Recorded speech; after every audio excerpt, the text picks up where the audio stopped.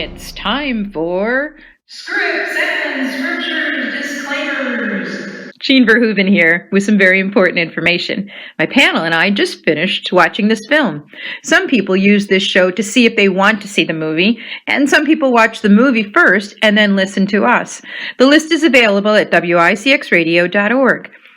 If you're part of the first group, then beware, there are plot spoilers in the following discussion. We also have to tell you, while we think they are smart, witty, insightful, and profound, our opinions are solely ours and do not reflect the management, staff, or board of WICX or affiliated radio groups, or maybe even you. However, our panel is very proud of the results. We are not theologians or apologists, but we are movie fans and hope you are too. Enjoy. Ready? Lights, camera, action! Welcome back for part 2 of Convinced on Scripts and Scriptures. Take 1. That clapboard tells us it's time for Scripts and Scriptures. I'm Jean Verhoeven.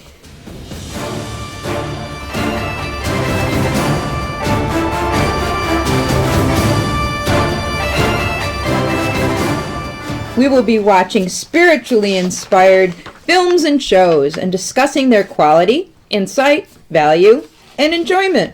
I'm so happy to welcome our panel, Susan Stevens, Charlie Saletti, Lloyd Kintz, and host of his own movie radio show, As the Real Turns, Daniel Saletti. Convinced was our first documentary. Anyway, some of these converts had to admit that the Catholic Church had the most resources to actually find the truth, and we learned about that in the Case for Christ too, at Lee Strobel. Can that be true for everyone or just converts? Can they use the realities, the ancient records, or the writings? There's truth there, different kinds of truth, I guess. I mean, not different types of truth, but, there's the historical truth, there's the written truth. Right. Well, I think that they had, I remember one of the people in the film mentioned specifically that he was a Protestant and he was warned away from reading the Fathers of the Church because if he wanted to stay away from becoming a Catholic. Don't read that stuff. That can be true. It doesn't have to be just people coming to Catholicism from outside of Catholicism, but even if you were brought up with sort of a kind of a standard catechism, here are the rules, and rule number 1 is don't ask questions about the rules or you'll get swatted. And which, was kind of an old-fashioned way and a bit of a lazy way to teach people and worked maybe for some. That aside, if you were to sidestep the initial teachers who may not have all been terribly informed themselves, there's plenty behind every one of the rules and all sorts of things you can go read about to look at it, including the Fathers of the Church, Aquinas and Augustine and all those. And going for the intellectually curious, that's really satisfying reading. Just out of curiosity, you're both married to converts too, is that right? Yep. Yes. And did you and your spouse come into the church at the same time? Yes. You too? Pretty well. I guess we each separately, but yes, together when we decided to get married. I think that was kind of the turning point. It's actually, my Anthony was, I guess, high Episcopalian. Yeah. So it wasn't that much of a jump for him. No, it's like first cousins. Right. It's someone I think a priest said, you jumping out of the Thames and coming out of the Tiger or something like that. Like just a little swim, and so it wasn't that much of a jump for Anthony. But you were both on the road to converting before you were married? Yes, because we would, when we started dating, we went to St. Matthew's Church. Was one of you already pursuing it and brought the other one along, or? I knew more. I think I knew more. I knew more about the Catholic faith than he did, because where I grew up, everyone I knew was Catholic. Right. So I knew more about the Catholic faith. But how did you find out? I mean, were you both interested and came together, or was one of you interested and said, hey, you should check this out? Well, I think we were both searching, because when I first met him, I was going to the Presbyterian Church in Washington, D.C., and then we discovered, and he joined me, and then I heard singing out of St. Matthew's Cathedral. So I went in there, and then he joined me, and so it kind of evolved. This is Okay. when we were dating. Okay. Oh, that's nice. And then your kids were in Catholic school already. That was the Catholic school was the best source of schooling for the kids, and it seemed natural to be consistent and have everybody doing the same thing. So the whole family converted. at the same right, time. Oh, that's yeah, nice. That's essentially. Nice. Yeah. Yeah. Cool. It's funny being a convert. I always looked at people who were, was it cradle Catholics? Yeah. Like being trust fund babies. You just take it for granted. You take it for granted the riches you were given and took it for granted. Wow. And as a convert, you're hungry. You're reading Chesterton, C.S. Lewis. You're going through the history of the church, and St. Thomas, St. Paul's. You're reading through it, and you're like, you guys are just like trust fund babies. You just took it for granted. That may be true. and, And boy, if that isn't a segue, if I Oh heard my one. gosh, they're going to cut that one out. No. All the more reason. Okay, since this show is from a Catholic perspective, I'm going to actually confess something here. Because I must have been tired the first time I was watching this film, because just for a few moments or seconds or whatever, I felt myself falling into one of my biggest shortcomings. Very bad habit. I started thinking like the prodigal son's brothers mindset, that I've always been the prodigal son's brother. Am I less important because I never left the church? Are these folks better Catholics because they chose it at an older age? Do I get fewer points because they struggle to get the church? I've done nothing but follow the rules my whole life. Well, it only took a few minutes to realize what a gift I had received from my baptism on, and exactly that I didn't have to suffer and doubt to get where I'm at. I've mentioned before that, I don't think if you go through your whole life and don't doubt, not just religion, but a lot of things, you're probably not doing it right. And I've had my times, but I came out very grateful for my consistent practicing of Catholicism. So you're right. I mean, it is a taking for granted. If you're a cradle Catholic, you often don't have the zeal, the passion, and so forth that you should. You should. But can Catholics or can converts and reverts be so overzealous that they can actually turn other people off? Oh, maybe when we say the last shall be first. That's That's a big turn off, right? You point that one out. Well, there you go. But with their newfound truth and inspiration and the whole thing, sometimes it's like, oh man, come on. Especially if around their friends who have not found this truth yet and are, I'm sure, I don't know. Of course, you weren't living near your home. You probably were still in Ohio. It's very possible you could have lost friends because, oh my God, you're going to become one of them, a Catholic? Ew. Anything like that, or were you okay? When I do go back home, I do visit friends, and they're at the Presbyterian Church, and I visit, and that's, you got to go from thank goodness, St. Michael's. I do a Saturday. Oh, right. Because you have to do that, Sure, and because it doesn't count. that's right. And I go just for the social part of it, but I will discuss it, and they know I'm Catholic, and I don't know, they just say... They give you a glare. Well, they just said a lot of rules. That's the only thing I've heard, Nick, a lot of rules. And you say, have you looked at the Mormons lately? No. Yeah, that's right. I said, well, it keeps me on the straight and narrow, I guess. Keeps you off the street. Yeah, that's right. I'll say that. There you go. One reviewer of this film said that Christ, left his church in the hands of us imperfect humans so that the earthly church looks messy, just like a family. But we have the Bible, the early church fathers who knew those who knew Jesus, the succession all the way back to the apostles, and the authority of Jesus that he gave to the first pope, Peter. All true, but how do you justify for yourself, or how do you convince others to join the one true church when, unfortunately, the layers of scandals and challenges and some very polar views on both sides just permeate the church today? Well, it reminds me of that movie, The Shack. Remember when he's in this garden, it looks very messy, and then they show up above, and it's this beautiful garden with there's a That's right up. centristic, shape to it, and it's beautiful. So up above, God sees a beautiful garden, but down below, it's messy. What you? I think both of you joined in the '80s. Is that right? Or thereabouts? Yes, that's Yeah. accurate. 80s, yes. Okay, so that was pre-scandal, or at least, I mean, the publicity of it. I think today it's really hard for people to. I mean, it's hard. There's the traditional things like, oh, a lot of rules, or why would you want to do that, or why are you becoming a papist, that kind of thing. But in the last 20 years, put another layer on top of that. Well, how could you ever join an organization that has that kind of scandalous, et cetera, et I cetera? said, oh, you mean the Boy Scouts? Oh, I'm you're terrible. I'm terrible. Oh, the poor Boy Scouts. Well, yeah, it's sort of interesting. This ties into your first question regarding the quote from Bishop Sheen that the church has to be more than the sum total of all its imperfections, because if that's all it is, then it's the worst.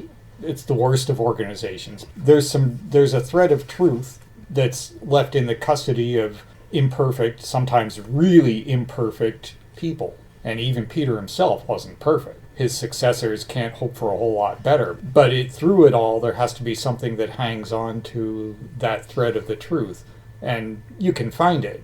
And but it's too easy to sum it up as, again, hating the church for what it is not.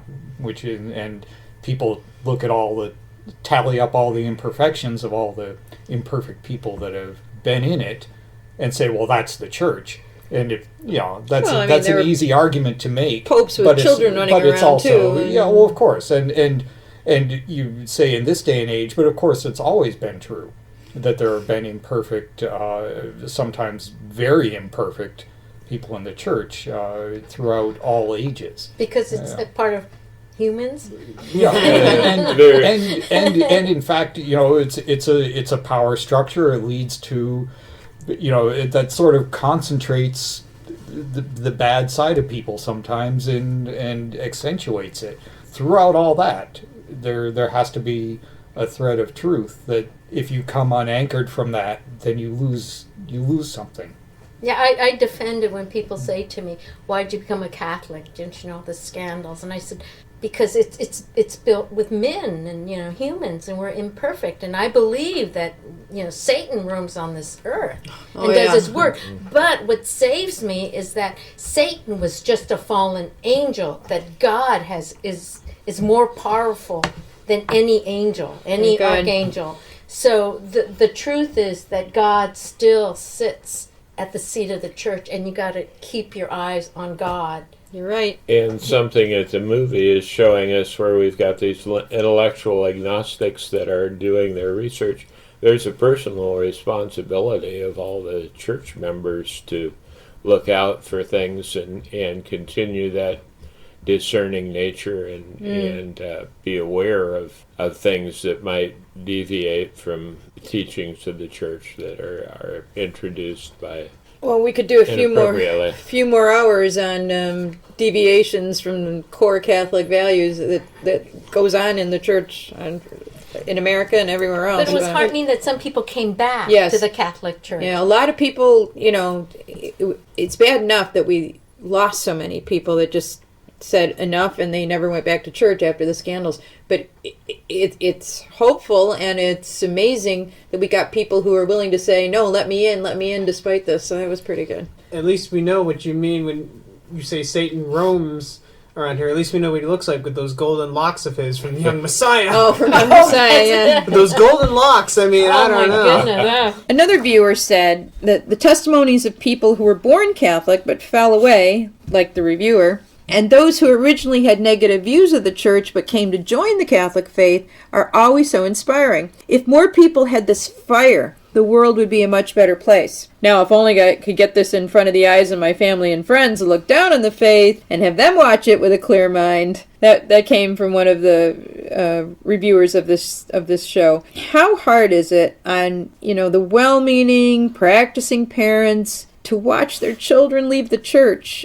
I think it was often the practice to usually take, for a 20-something-year-old to take, I would call it, quote, a leave of absence around college. But then as soon as they had kids of their own or they were getting married, they found themselves back in the pew. I don't think that's the SOP anymore. What can a parent do? And what should a parent not do? Sometimes the heartache on the parent's part is just devastating. Any experience The key in to that? doing things is a strong family from the beginning.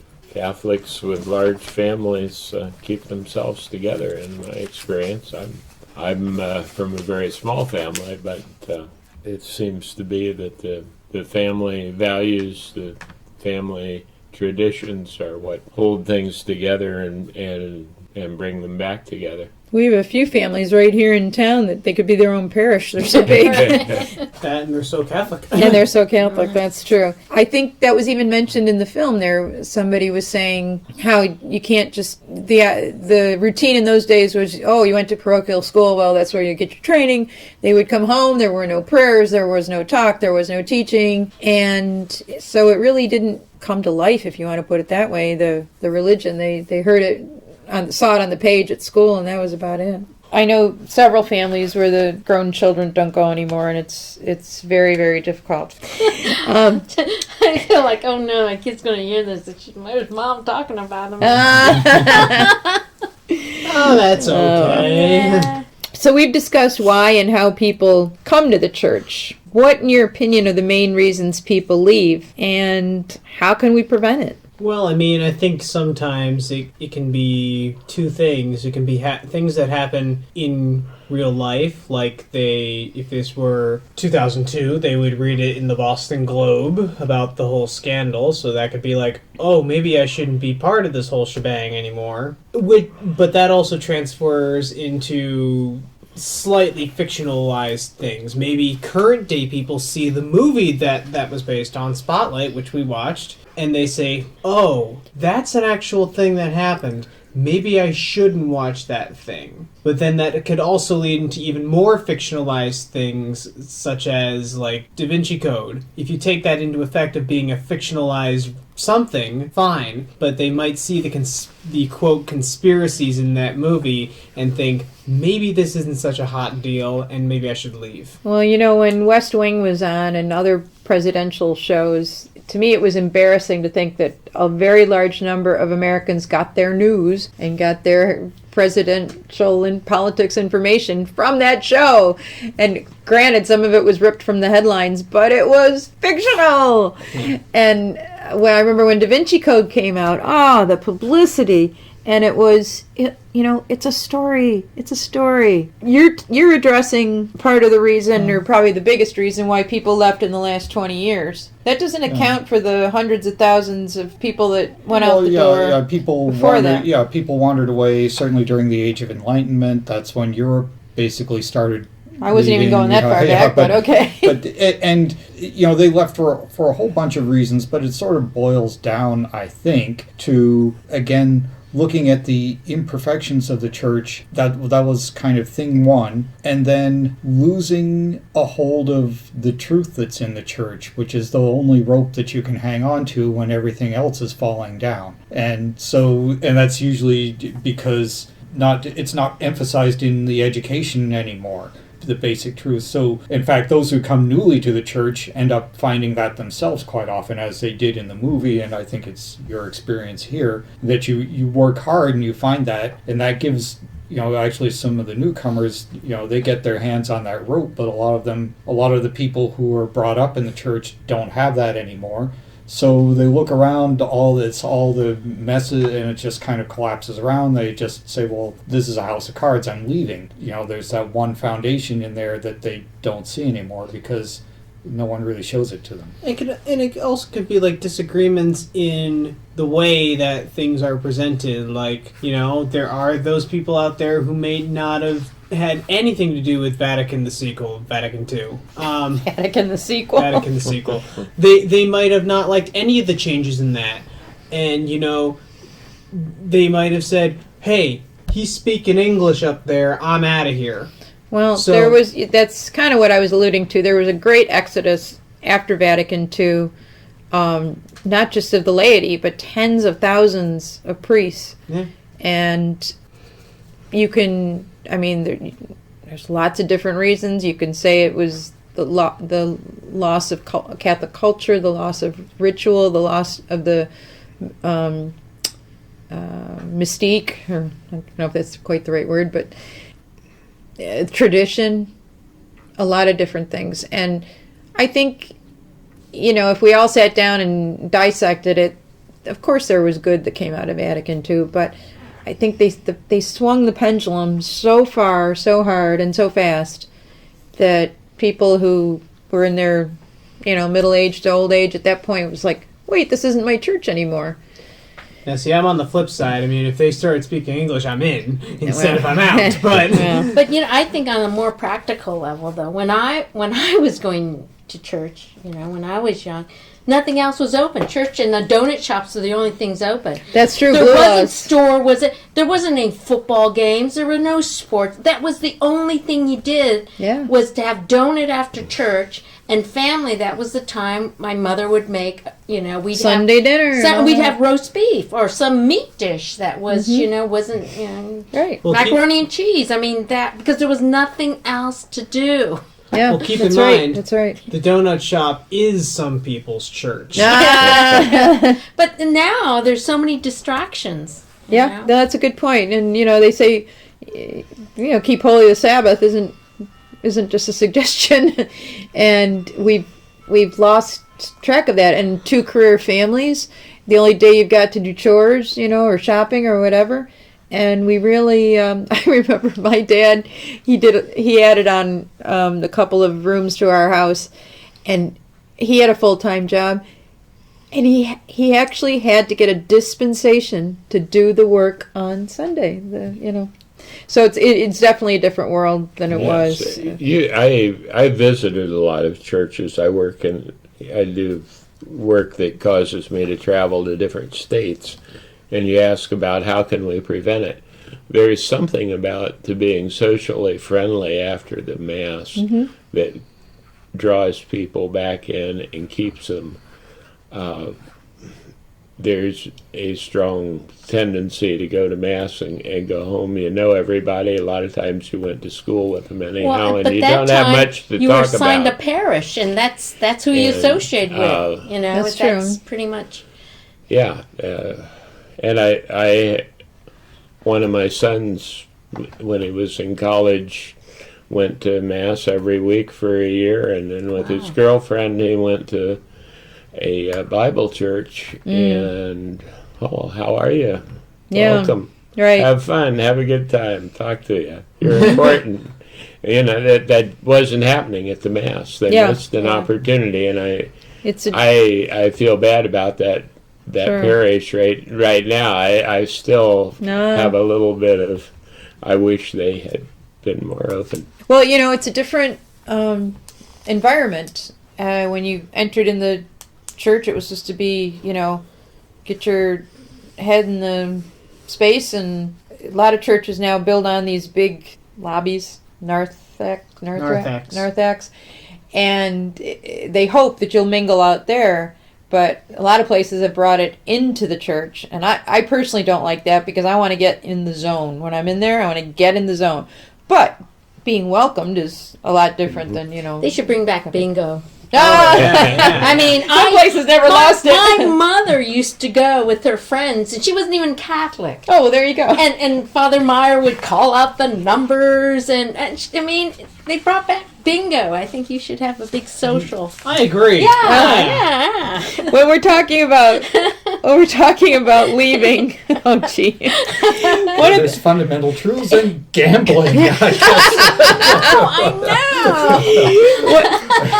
know. one of the biggest reasons for leaving, at least in the film, was the fact that people do not know or were not taught the faith. Now, I referred to this earlier when I was on the border between the pre-Vatican II, which was the Baltimore Catechism, and the post-Vatican II, which was love, love, love, love, love, love teaching.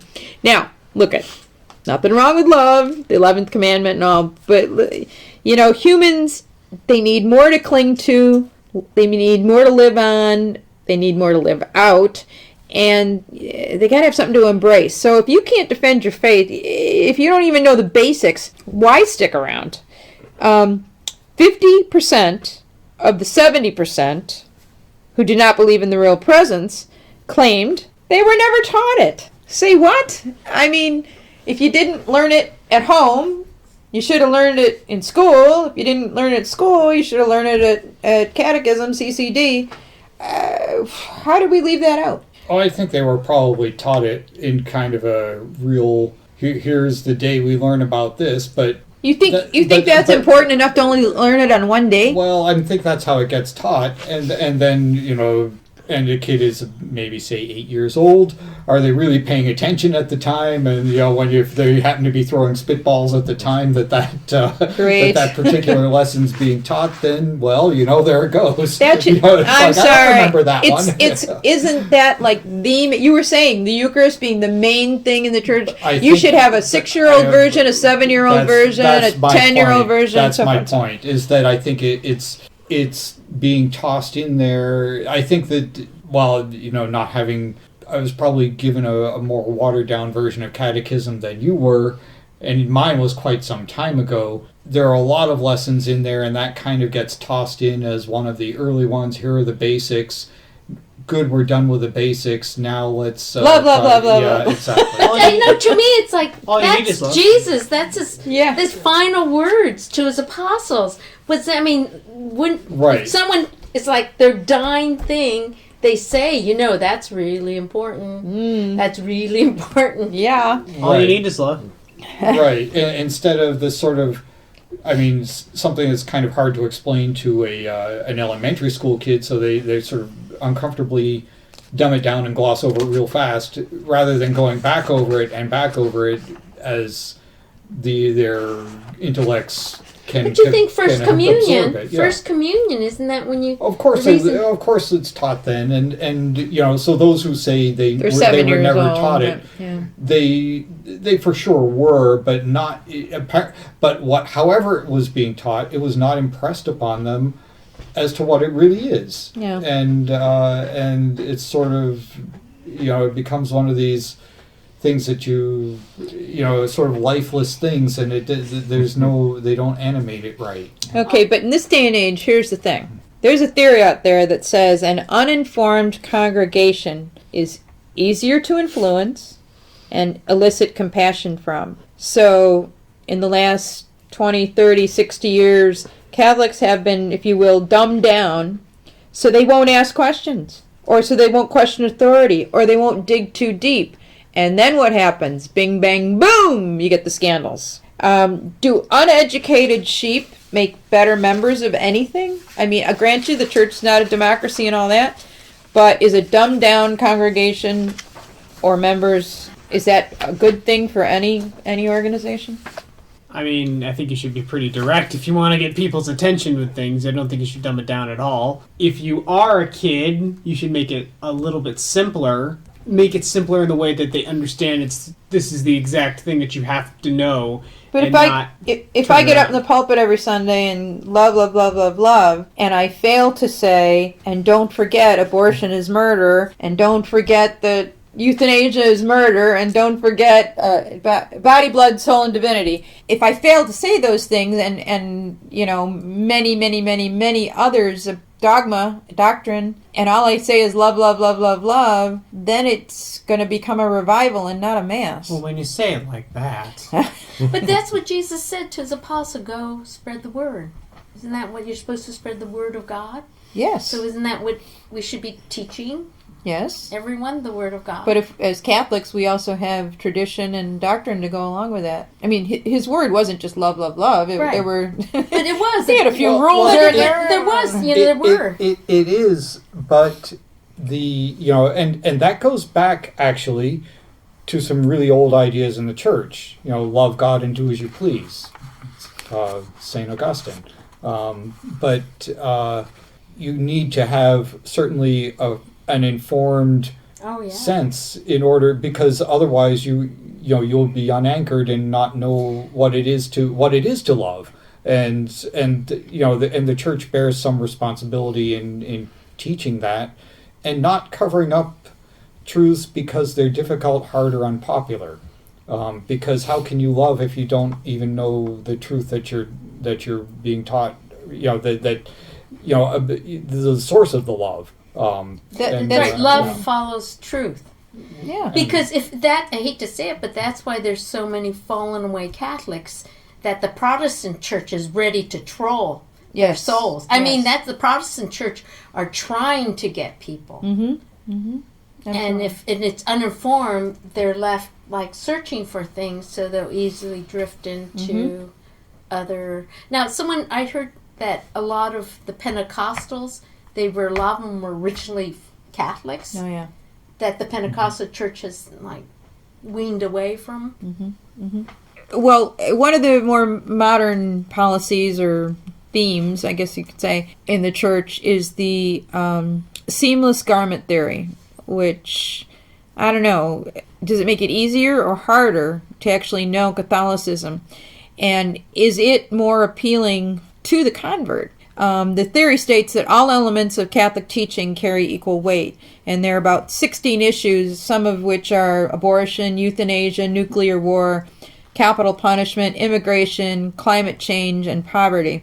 Critics of the seamless garment idea have suggested that it accomplishes the opposite of its aim. Rather than creating a deeper respect for human life by expanding the categories in which we consider it, it ends up diluting that respect by allowing Catholics and, Catholic politicians in particular, in a specious way to consider themselves pro-life on balance, even if they don't oppose abortion or euthanasia. In other words, they say that if you're not interested in people's economic status, or if you're not interested in saving the planet so that the people can live, then you're not pro-life. So the additional problem conflates non-negotiable moral doctrines, for example, that abortion is a grave intrinsic evil, and it certainly should be, the top of the list, with life principles that invariably have negotiable pragmatic applications. For example, how public policy can help the poor,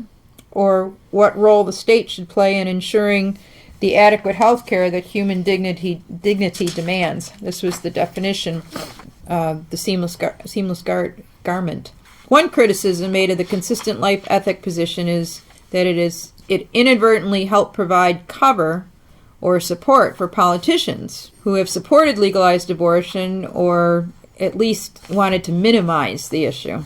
Then Cardinal Ratzinger said, not all moral issues have the same moral weight as abortion and euthanasia. For example, if a Catholic were to be at odds with the Holy Father on the application of capital punishment or on the decision to wage war, he would not for that reason be considered unworthy to present himself to receive Holy Communion. There may be a legitimate diversity of opinion even among Catholics about waging war and applying the death penalty, but not, however, with regard to abortion and euthanasia. Close quotes. Again, do policies like the seamless garment theory make it easier or harder to know Catholicism? Is it more appealing to the convert? Is that what they mean by cafeteria Catholics? No, cafeteria Catholic is more like, let's see. I believe that I should go to church and I should not have premarital sex. However, I don't agree with the birth control. I do agree with fasting on the Fridays in Lent, but I don't agree with confession. They pick and choose. Pick and choose, like you're going through the cafeteria line. I like this one, but I don't like that one. Okay. No, see, this is a little different. This is actually comes from the Bishops' Conference, where they're trying to, I think they're just trying to make everybody happy on the whole spectrum of politics and religion and morality, thereby not pleasing anybody. It did supply a great cover for politicians. Well, I want a great climate because that's important to life, and I want good health care because that's important to life. Or, but you can go out and get a job and improve your poverty, and you can go out and, if you're an immigrant, you can come and get your citizenship. But if you're a poor little baby, you don't have a whole lot to say about being aborted. This complicates things. Sure does. Definitely. Catholicism isn't... It's intellectual. Catholicism, it's based on reason and faith. And we have the Ten Commandments. They've been around for a few thousand years, and they've proven their weight. And we're intellectuals. We can go back to the Ten Commandments and evaluate things. Are they are they consistent with that rule, or without that rule? And this is a cloud over that because somebody else has read the Ten Commandments and put the modern term, they've put their spin on it. This makes it a challenge for people coming to the faith. Yeah, 'cause it sounds like we don't have our priorities straight. I think you're quite right in that in issuing whatever it is they've said about this, they've made it a confusing, probably pseudo-intellectual cloud over issues which really ought to be quite clear. What are we as the faithful supposed to do with this? With this seamless garment. Okay, well, I'm not going to go out and start a war. Okay, so probably good to go there. And so what am I to do with this seamless garment theory? Is it implying that I can trade off these things one for another? I can maybe, since I'm not starting a war, I can go euthanize somebody? I mean, that seems not right either. I mean, basically, if all these things are wrong in one way or another, then they're all wrong, and the church ought to simply teach that. But instead, they sort of, say, well, so they're all, some are okay, or what are we to do with this? Well, do you remember when they changed the definition of children have a condition? Limbo. No. Is that the one we got I'm rid talking of? about it's a condition where kids can't concentrate and Autistic. Oh, thank you. Autism. Oh, Okay. that's Thank a you. different one. Autism. There used to be a clinical medical definition of autism up until about 25 years ago. Then all of a sudden, the medical community changed the definition of autism and made the scale, the spectrum, huge. All of a sudden, boom, things were included that had never been included. Well, that's kind of what they did with the definition of pro-life. They said if you're truly, in your heart, believe that people are entitled to life, well, they're entitled to life, and in this country they're entitled to opportunity, but not everybody life is gonna be the same. Like I said before, you can fix 3/4 of the things on this list with either a hand up or going to school or getting a job or whatever. But you can't fix abortion that way. But isn't it a biblical basis of killing the innocent? Isn't there a biblical something in the Bible about killing innocents? Well, certainly There's some- that would murder. be in any cases considered wrong. Right, but isn't and- something in the Bible about that, or is it the Old Testament? Well, I don't know, but they're yes, equating for climate sure, yeah. change, take it or leave it, whatever you believe in it, but as the same as murdering unborn babies, and one is a definite murder. Well, yeah, The other one might, sort of, one's give you a bit bad of air. a bit proximate. But even were that the case, what are we to do with that? Right. Well, it's Yeah, like what- parenting. They said every child needs structure. That was a thing. And then the next generation of parenting, I just want my child to be happy. Isn't that kind I of want to like be that? their friend. I want to be Yeah, their isn't that kind of Right. that I kind of mean, mindset? If they're suggesting that this is somehow a Catholic voting guide, then that's really they're treading on really dangerous ground. But I guess are they? Then no one can fit this. No one can be voted for under these circumstances. So that leaves us nowhere. I mean, I don't know what one is to do with such a. But if I was coming into an organization, getting back to the crux of the film, if I was coming into an organization that was telling me all these things have equal weight, I would be hey, come on, guys, you're contradicting yourself. I don't know. I just find this to be more of a hurdle for the convert to get over. Well, Then I mean, the point of the movie was that the Catholic Church had the most consistent right, and the truth thing, and and truth. this is deviating Yeah. well, in the other direction. Yeah, what seems to be troublesome is that they're confusing, anything that affects somebody that might potentially be a negative effect. I don't know if you light a fire in your trash can and it pollutes the air a little bit. Maybe somebody else might get a lung illness and maybe have a chance of an early death. And so is that the same as murdering somebody? I don't know. They lit fires in the biblical days too, and that wasn't considered wrong. So I think that you can go too far in this notion that by simply living you might be hurting somebody else, that goes a bit far. Yeah, well, that's kind of what they're trying to say. You have to be so pro-life. I think there has to be more to the definition of sin, which actually is available through the teachings of the church. One, you have to be consciously aware that you're committing it and that's undoing it. cardinal versus your moral. Yeah, and so Venial I don't know if sin, this yeah. stands up to their own teaching, but I am not a bishop nor a cardinal and would not aspire to tell them what to do. Well, I But, think that's one thing about the Catholic Church. It's a nation, and they play politics. Ah, I mean, if you, yeah, you know, yes, I'm afraid. they have ambassadors. They have all these things as a Well, nation, as a political That's unit. right, and Vatican they- City. Okay, well, let me just say this. It sounds like a lot of contradicting. Right, okay. Bottom line, there.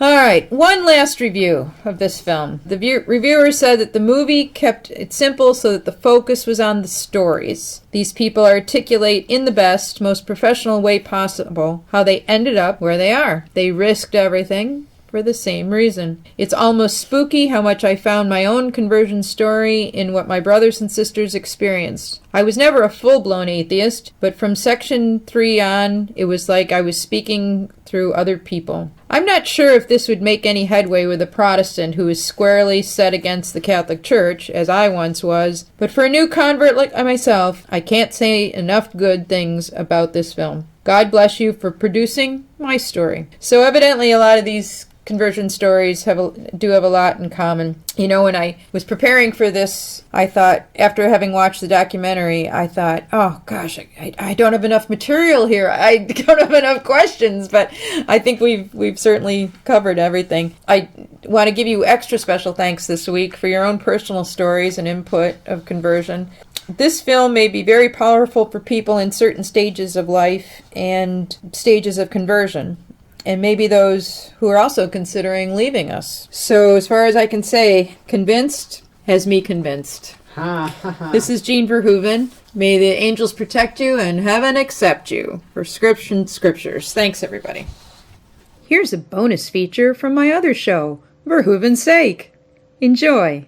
Hello again, this is Jean Verhoeven, WICX, and we are back at St. John the Evangelist Church, part of Christ the King Parish in Concord, New Hampshire.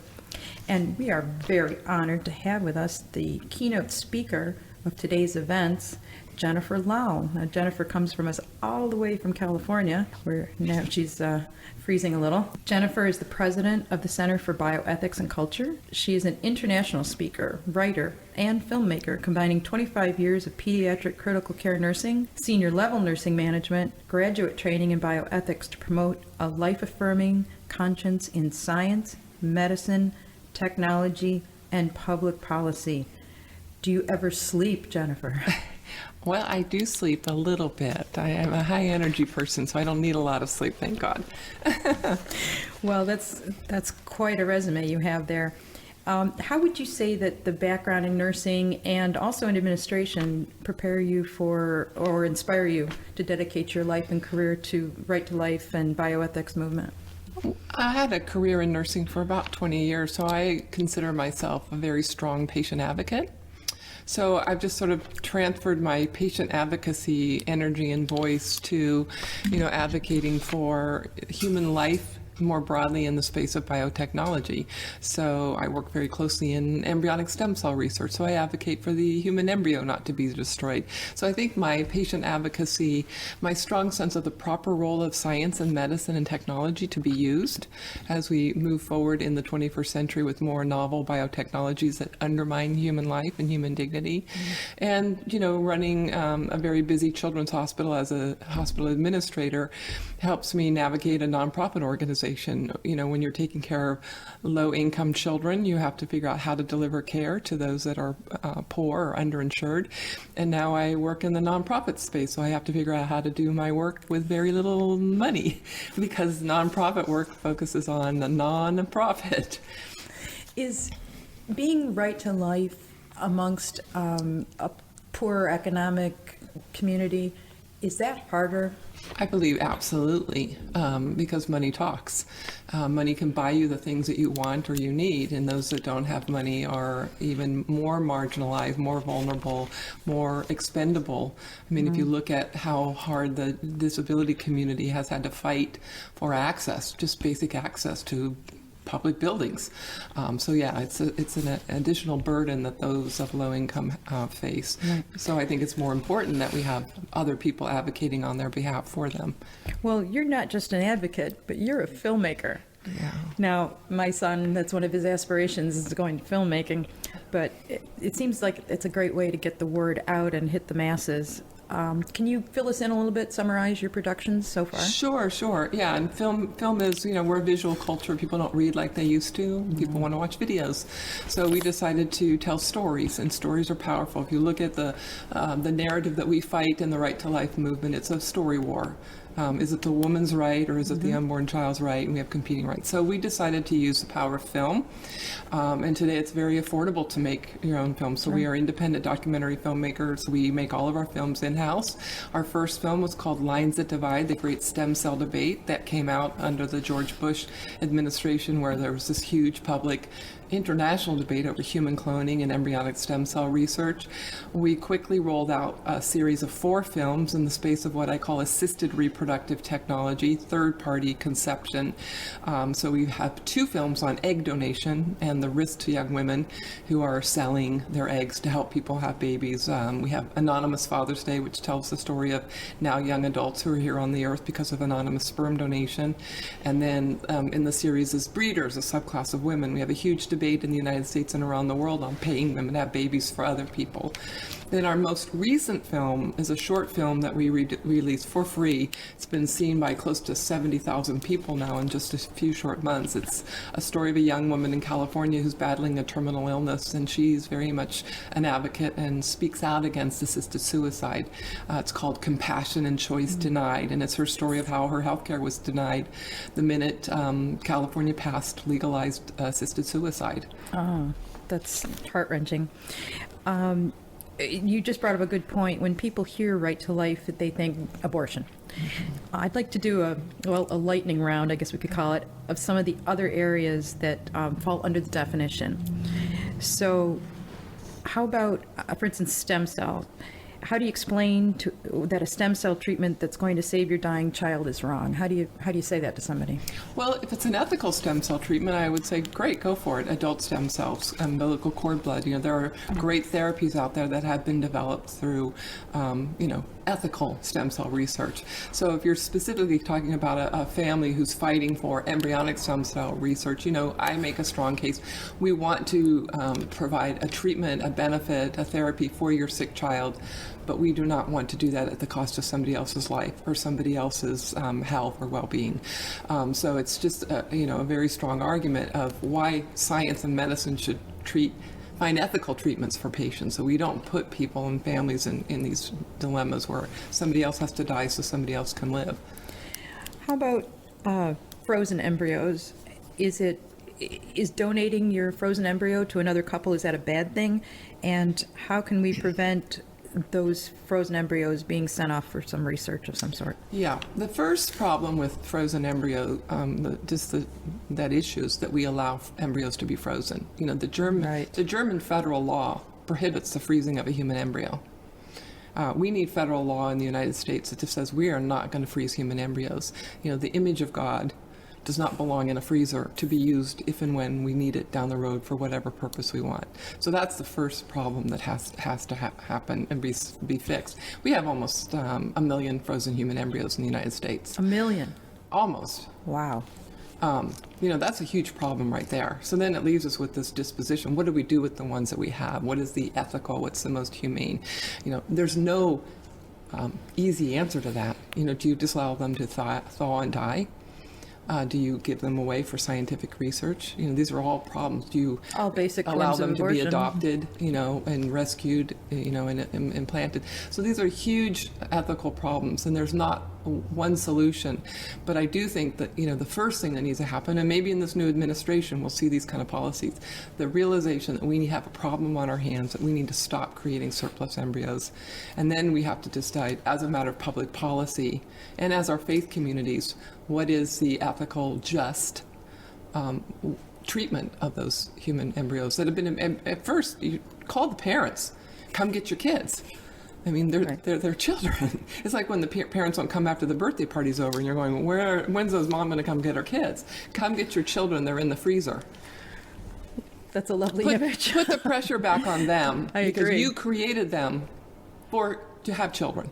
Right. You created them because you wanted a family. You wanted children. And I don't know if you'd know the answer to this, but are most of these the result of, I want to be able to get pregnant at an older age, or is it more, we're doing in vitro, we probably will do it more than once, so put them on ice? It's the latter. I mean, one of the things I'll be talking about in my keynote address shortly is the fact that the whole IVF, in vitro fertilization enterprise, is a hugely failed technological development.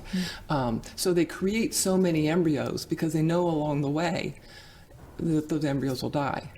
Or they may get transferred into the uterus, but they won't implant. Or they may implant and then miscarry. So it's a quality control. It's like, let's create 10 or 20 in the hopes that, Bob and Jane will get 2 or 3 children that they want. So it's just fraught with all kinds of ethical problems. I'm doing an interview next week with a practitioner in the NAPRO technology, and from what I can tell, the basis is once IVF came into being, a lot of the OBGYN community just went from, oh, you're not pregnant? Let's do IVF. Instead of the many, many other techniques and tests and procedures that can happen to get you pregnant without going, boom, IVF. Yeah, the big guns. Well, but the thing is IVF makes lots of money. Money, right. So there's incentives for doctors to quickly send you off to the fertility doctor and not do, some of the more natural, holistic methods. Okay, so you've got a couple and they can't conceive or carry and they're dying for that baby. Surrogacy. What's the downside of having a surrogate? Oh my gosh, I need an hour to tell you the downside. I mean, this is huge. I am incredibly sympathetic to people that are struggling with infertility and the barren womb. I mean, the barren womb is in the book of Genesis. It's not a new thing. Right. It's not a new problem that we have to solve. What's new is now we have all these solutions that create all kinds of problems. We don't allow people to sell their organs. And probably while we're just sitting here talking on the radio, 2 or 3 people have died waiting for a kidney transplant. Mm-hmm. And we would say, oh my gosh, people are dying. We have to.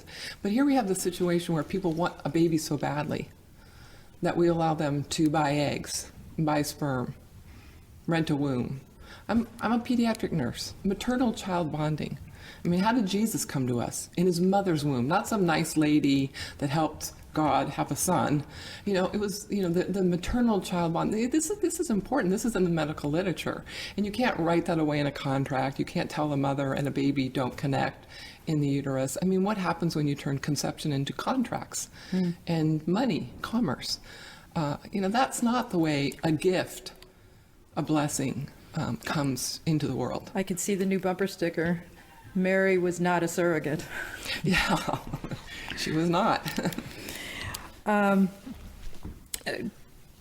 down the list of other things that come under right to life, assisted suicide, you probably need an hour for that one too, but specifically in the big picture, to the patient, to the family, is it merciful? Never. I mean, I was a nurse again, back to, we do not want doctors, nurses, healthcare providers having in their toolbox, in their doctor's bag, the ability to take away or intentionally give you medication or intentionally take your life. I mean, that's killing. That's not care. I'm a strong believer in that people are dying. You know, the statistics still hold to 1 out of every 1 person will die.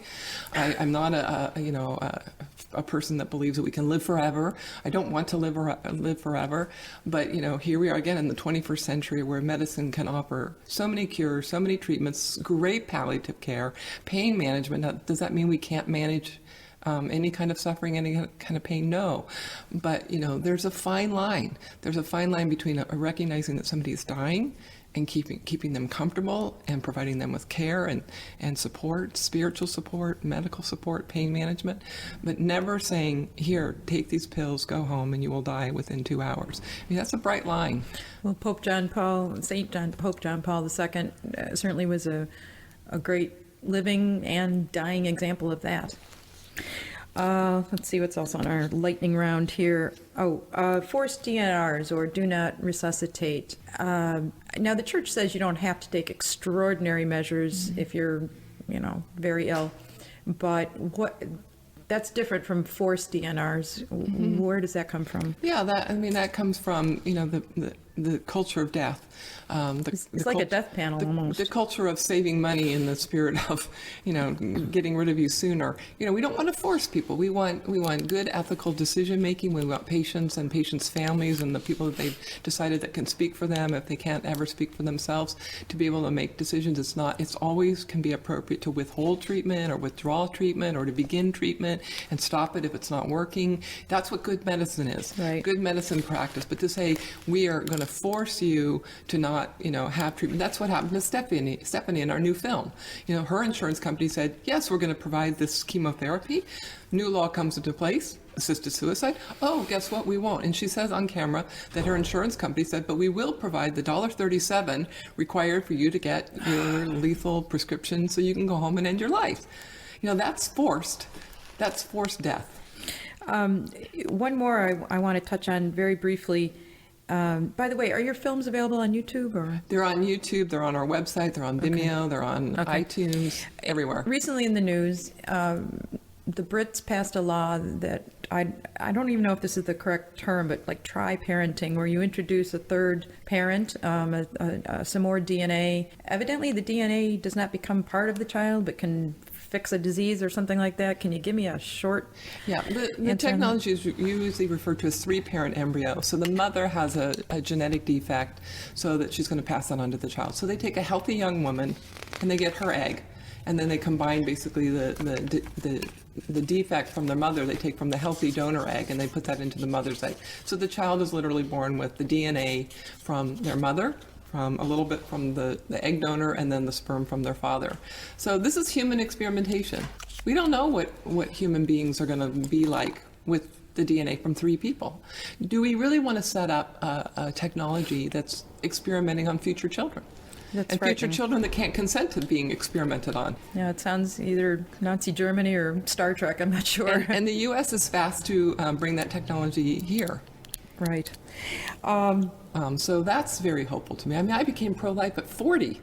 Oh, really? Yeah. So there's a story of hope right there. You can teach an old dog new tricks. And now look at me, I'm out traveling the world. Was there one thing that changed your mind, or was it just it was kind of wearing you down? slow process. I mean, I was in graduate school and I was studying where all this biotechnology was headed, and I was concerned that we were aborting the Down syndrome babies because they weren't perfect, and then I saw we want smart babies and blue-eyed babies, and gender selection. So it was kind of a process of where this was all headed, and this it was finally a pivotal moment when the jig is up and I jumped in with both feet. Great. Yeah. Good for you. Well, we're glad you are on this side now. Yeah. And we can't thank you enough for joining us today. My I know pleasure. You've got to get over to the Activity Center for your keynote speech. But it was just delightful having a few minutes with you, and I think you've educated a lot of us on not just the abortion issue, which of course is super important, but there's a lot of facets to this movement, and we need to remember them all.